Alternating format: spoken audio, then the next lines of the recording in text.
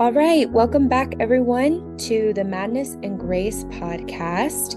We only have a few more episodes until 2024, which is just wild, Matt. I feel like the year flew by and we're wrapping up our first season. How do you feel about that? Yeah, it did seem to go a lot quicker, particularly since this was your idea, and I was kind Mhm. of, well, we'll see. Nobody will listen to it, is what I said in the beginning. So, but we've had a lot of good listeners, and that's been great. And so, no, I really enjoyed it. It's actually been a little, thanks to you, a lot easier than I imagined it would be to do all this. So we did have our ups and downs with trying to do it in a studio versus what people don't know is we record this just over Zoom, and that just makes it easier to record because we had a lot of problems with the studio. We couldn't get the microphones to work right.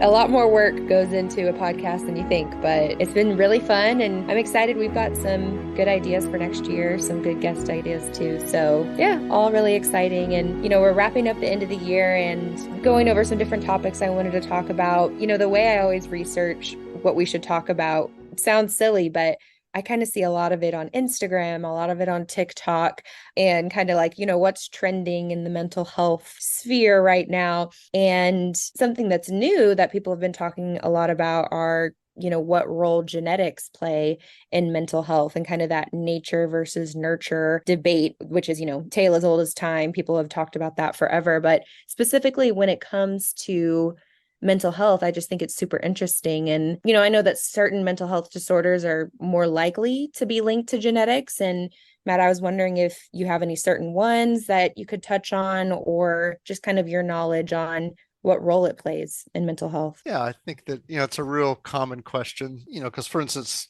I think what really confuses a lot of people is the idea that, well, if there's a biological aspect to this disorder, how does sitting down with somebody and talking about it, or talking Right. about the symptoms or things like that, how can that make a difference? You can't really like talk yourself out of a heart condition or talk yourself out of liver cancer. So, but yeah, I think, I get asked that question all the time about, is it nature or nurture? Is it biology or environment?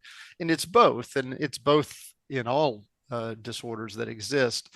As you alluded to a minute ago, for some disorders, it's much more heavily biological, and Mm-hmm. for some disorders, it can be biological or environmental. So, for instance, something like schizophrenia is heavily biological and has a very Mm-hmm. small environmental component, whereas something like depression could go either way. You could have, obviously, you can be put into a situation of abuse, certain stressors that can bring about depression. You also can be born with the profile, a biological profile of somebody who is going to have more of a vulnerability for depression. I think what's important for people to realize is that, we use that term genetics all the time, or genetic, like your eye color is genetic. I mean, you got Mm-hmm. it from one of your parents. When we're talking about mental health problems or mental disorders, we're really talking about things that are multi-genomic. I mean, it's going to take multiple genes, so you're talking about a massive gene profile, and everything has to be just a certain way, and then certain environmental factors that will cause that to manifest. So it's not as simple as, well, this one little gene that was passed on from my mom gave me this. It's multi-genomic. And I think the other thing that people have to understand is it's not as simple as, well, I'm born and I have this gene, and so that means I'm going to get this disorder. Mm-hmm. Because what happens is the genes cause they affect the way you perceive and sense and react to the environment. And then Mm-hmm. that affects how the environment responds to you. Yeah. And so it then is this combination of and so Right. Right. if you could have that profile and be in a different set of circumstances and not manifest the illness. So it's always a combination of the two, not always equal. Mm-hmm. And I think that's just kind of confusing for people because they want it to be kind of more of that more simple, like, oh, well, I got this from my mom. We recently did one of our educational programs on the neuroscience specifically behind addiction and how a lot of people are, more predisposed to becoming an addict than others just based on their genes and their family. That was very specific to addiction, but I'm wondering if there's a way, can you tell that, mental health issues are going to be an issue for someone before they're even born? Like, can mental health issues be predicted, just based off of genes? Well, they can to only in the sense that we know that people that have these disorders, particularly certain disorders in their family, have a much higher risk of having those disorders themselves. Hmm. So, if somebody has a parent who has a mental disorder, then they are 5 times more likely than someone in the population to have a mental disorder than someone, I should say, they are more likely to have a mental disorder than someone in the population whose parents don't have a mental disorder. So they're 5 times more likely. So, one of the things we do when we're doing an intake of somebody is we will ask them things like, for your mother ever had any problems with mental health or addiction issues? Of your father, your brothers, your sisters, your aunts, your uncles, your grandparents? You want to kind of get those kind of first degree relative type stuff. And if you see mental health problems in there, then it's no shock that this person, but again, there's this weird interaction between the two. I mean, so Yeah. if the kid, if your father is a alcoholic and been involved in criminality and has antisocial personality disorder and ends up in prison, and then you start showing the same behaviors, well, Hmm. is that because you have the genes of that individual in you, or is it because that individual raised you? And Right. it's Yeah. the answer is probably both. Hmm. And so it's never as simple as, well, your dad had X, so that means you have it, because it's since it's multi-genomic, it's much more complicated than that. As far as prediction goes, I mean, that is something that's, they're constantly working on, trying to see if we can come up with a profile, because you can predict certain genetic disorders, not mental Right. disorders, but and those tend to be pretty specific. But there is a lot of work going on. I mean, that is the hope, that they could do, in a sense, a genetic screen and tell you. I think more likely than not, what they can tell you is they can give you a probability that you might show this, or a probability that you might show that. It's much more like cancer. If you have Yeah. cancer in your family, you're more likely to have cancer yourself. And so they can give you a sense of kind of that you have a greater or a greater vulnerability to cancer. I think we can kind of get to the same thing with depression. You could have or schizophrenia or whatever, you can have a greater vulnerability, but whether they could ever predict it, that's a tough one. I'm curious to know, I mentioned before we started the podcast that addiction runs in my family pretty deep. And I myself have kind of, as a young adult, started to kind of do the work to make sure that, do my best to make sure that I don't fall into addiction myself, because I know I'm more predisposed to it due to my genetics. And what are some things, I know what I do, I try to, develop a healthy relationship to alcohol, try to develop, kind of notice addictive traits in myself and, tackle those head on. But what can someone who has mental illness in their family do to kind of, the word prepare isn't right. Oh, I have a mother who was clinically depressed, or maybe you have suicide in your family, or, what can someone do to kind of prep themselves for what they're genetically disposed to, if that makes sense? Yeah, no, I think that, if you've got depression is a good example. I mean, what if you have Yeah. depression that runs in your family? Your mother was depressed and she said that your grandmother was depressed, and you've got an aunt who struggled with depression. Well, I mean, if you've got that, there are things you can do. Obviously, you can first start with the simple things like your physical health. You can Hmm. make sure that you're eating right and you're exercising. Those things do play a role.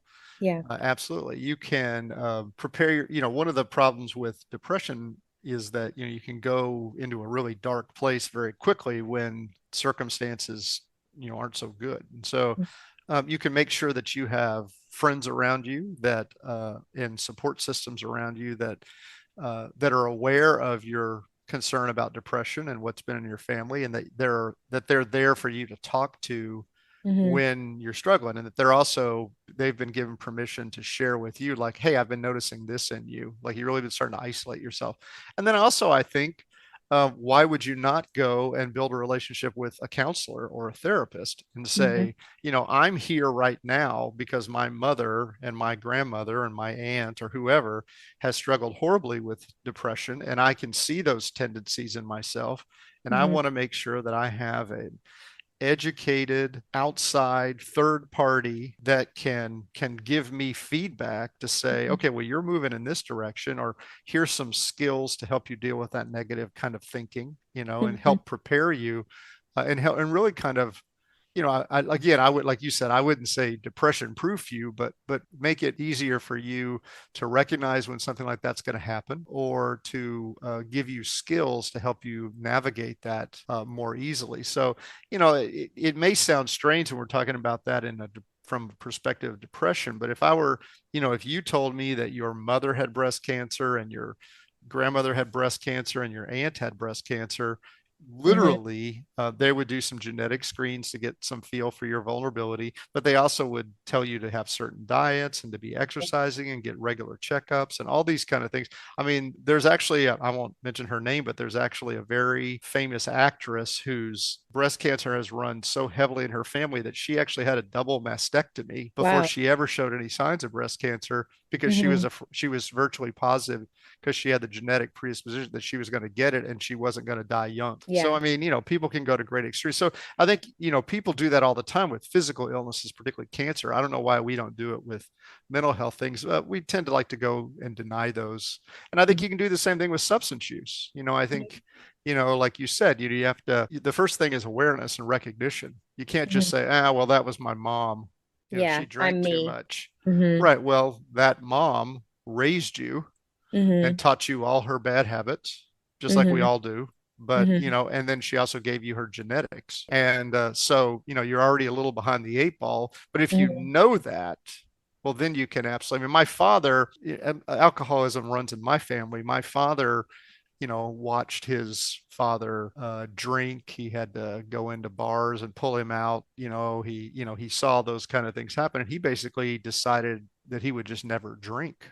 That Yeah. that was something that we not do, and so Yeah. that's the way he kind of stepped into that. But I think if you know where you are, you can do things about it. And I think everyone's journey with that looks a lot different. Like I said, the way I'm coping with it is okay, let me try and develop a healthy relationship Right. with Yeah. alcohol. Now, for some people, that would be, I just know I'm so genetically predisposed. I'm never going to touch it. You make that oath to yourself. So I think everyone's journey is different. And I like what you said about, comparing it to a physical illness. If you're predisposed to cancer, you're going to go in for regular checkups. You're not going to wait until you're on your deathbed with breast cancer to seek help.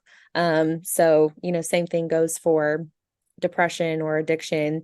It's a privilege to have mental health care, but if you can do it, treat it like a regular checkup. Find someone to Right. talk to and treat it like a regular checkup, and know that you could be heading down that genetic path if, you don't do the work yourself. We so commonly go to doctors when we are to a physician when we are healthy, for Mm-hmm. a well check and things like that. People never even think about that when it Mm-hmm. comes to mental health.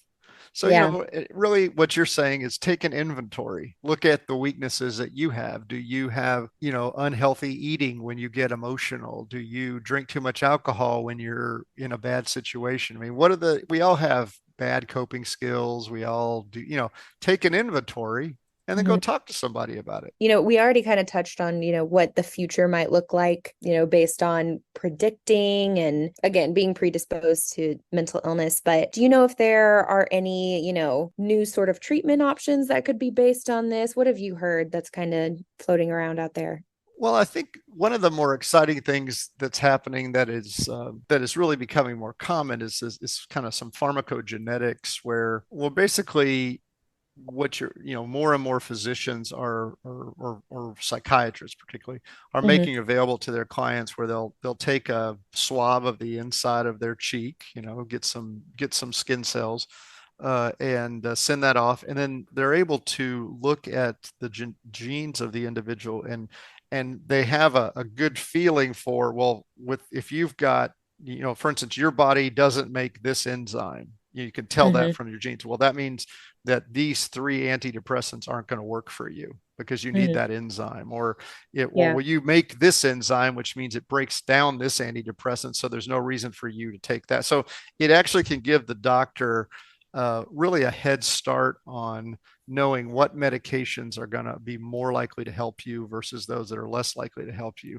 And it really could save, frankly, years by getting you closer to the kind of right medication from the beginning. Because I mean, right now, a lot of times you see numbers like, a 2.5 year trial and error before people feel like they have the right mix of medications and stuff. And so with the pharmacogenetics, I mean, that's pretty exciting stuff. They're not predicting, a mental disorder, but they're able to say, well, this medication is going to be helpful. And I think ultimately what that's going to lead us to is, and this is what most people think, is kind of designer medications. And so you Hmm. go in, they take a swab, they run your genetics, and you're there for, whatever, depression.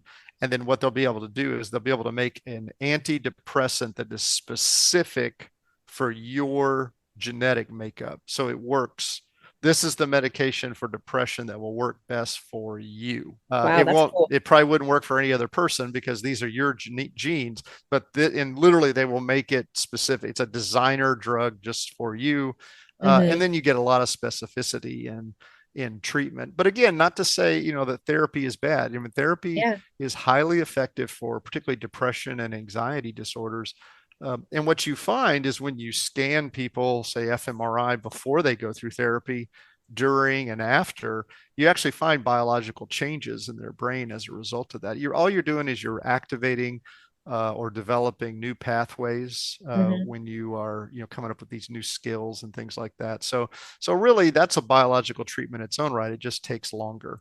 Well, that's exciting. That's really cool. As a person who doesn't know the super scientific side of that, that's really cool. And also as a person who has tried different anti-anxiety medicines and ones that didn't work for me, and then now I'm on one that works for me, I could have saved that time. Oh, Um, absolutely. And it is yeah, very much trial and error, because two people will come in, they could be the same age, the same gender, everything, right. have exactly the same symptoms. You give them both the same medication, and it's a miracle for one person, it doesn't do anything for the other. Right. Yeah, it's really interesting. Hopefully those listening can relate to me that, you're not the scientific one in this conversation, but I feel like everyone listening has learned a lot, and obviously nature versus nurture will probably continue as the It's age-old both. debate. But when really it's both. Okay, well, thank you so much, Matt. Thank you everyone for listening. Of course, I want to plug the Hope and Healing Center because we have so many great free available resources, lots of different things, whether you're looking to just learn more about different disorders, we have education programs, or if you need to talk to somebody right away, our Hope Line is available from 5 to 8 p.m. for free peer counseling over the phone. And we can't recommend that resource enough. So thank you everyone for listening. And thanks so much, Matt. Thank you, Emily.